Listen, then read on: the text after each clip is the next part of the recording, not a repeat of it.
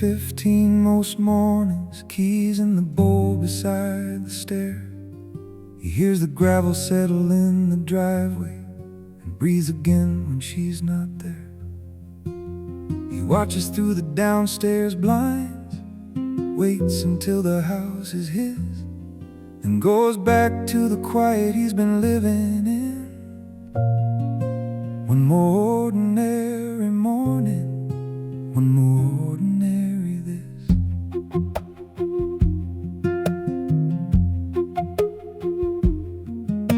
Her bedroom's at the top of the staircase.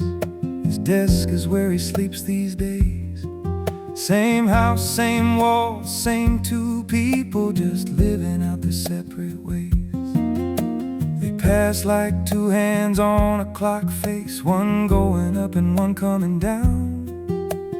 Never quite meeting in the middle, just keeping time without a sound. Nothing broke, nothing burned, nobody left and nobody learned. Just two people being careful with a life neither one of them earned.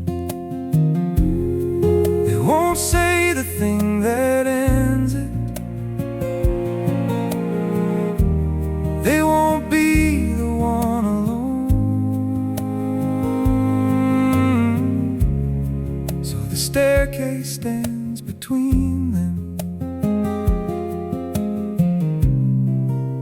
in a house they both call home.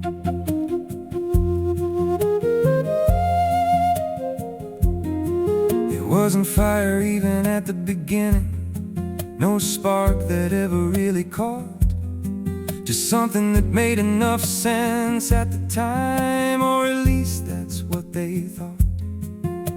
Now it's years of separate mornings, and neither one has named the thing that lives inside the space between them, quiet as a phone that doesn't ring. Nothing broke, nothing burned, nobody left and nobody learned.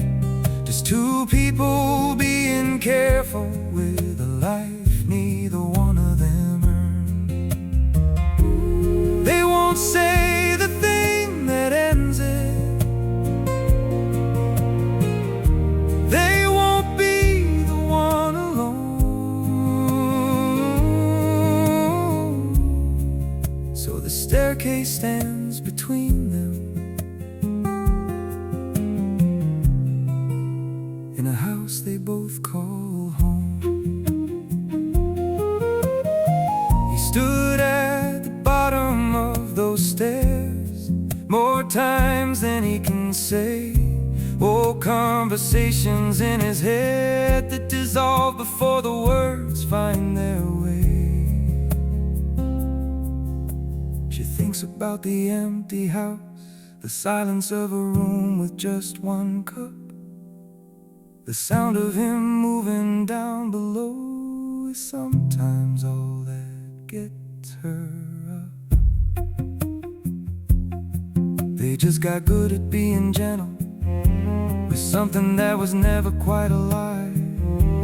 Called it love because it was easier than calling it a reason to survive. She comes home just after 5:30, same as she always has.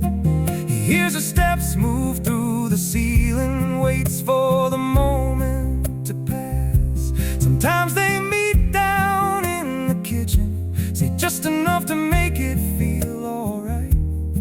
Then she goes up and he goes back down, and that's how they say goodnight. There's a step on that staircase that creaks. He knows it by the sound she makes. Sometimes he thinks about walking up just to say what it takes. But the house stays quiet around him, and the light goes out upstairs, and morning comes at 8:15, like nobody's living.